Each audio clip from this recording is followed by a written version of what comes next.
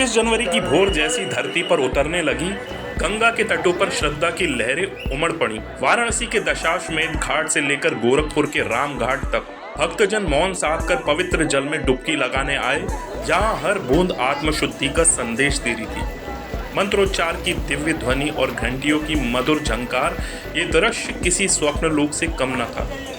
गंगा की लहरों पर आस्था की गूंज थी, हर डुबकी के साथ मनोवांछित फल की प्राप्ति की कामना थी। कहते हैं मौनी अमावस्या पर गंगा स्नान करने से समस्त पाप धुल जाते हैं और जीव को मोक्ष का आशीर्वाद प्राप्त होता है। सूर्योदय होते ही सूरज की पहली किरणें जल में पड़ती स्वर्णिम आभा बिखरने लगी।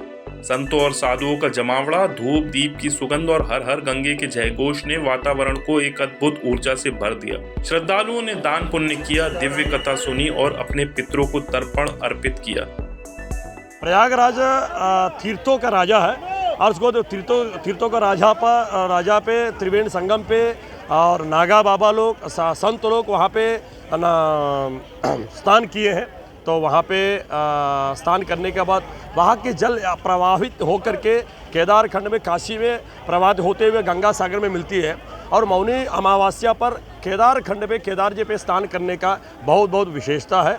और तो गंगा गंगेतियो भूयात योजनानाम सतैरपि मुच्यते सर्वपापेभ्यो विष्णुलोकम सगैष्यति। माने हमारी जीवन की जो भी नदियों में जहाँ जहाँ नदी बहती है उस नदी में स्नान करने का फल बहुत विशेषता है कि मौनी अमावस्या के भी विशेषता फल मिलती है।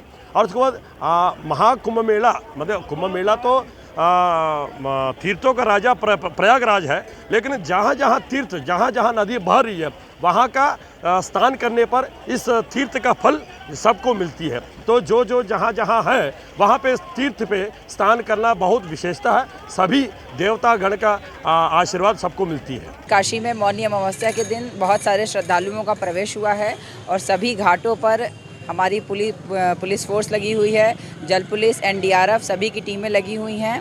और जितने भी लोग गाड़ियों से आ रहे हैं उनके लिए प्रॉपर पार्किंग की व्यवस्था भी की गई है। लोगों के रहने के लिए रैन बसेरा भी बनाया गया है। शौचालय और पानी पीने की समुचित व्यवस्था भी की गई है। हमारे द्वारा प्रॉपर बैरिकेटिंग लगाई गई है ताकि लोग लाइन में लगकर बाबा काशी विश्वनाथ के दर्शन कर सकें। और जो श्रद्धालु स्नान कर रहे हैं वहाँ पर भी फोर्स लगी है और उनसे ये बताया जा रहा है कि जल्दी से जल्दी स्नान करके आगे बढ़ें, दर्शन करके आगे निकलें। कहीं पर भी समूह में इकट्ठा ना हो ताकि भीड़ जितनी आ रही है उनको दर्शन करा के आगे निकाला भी जा सके।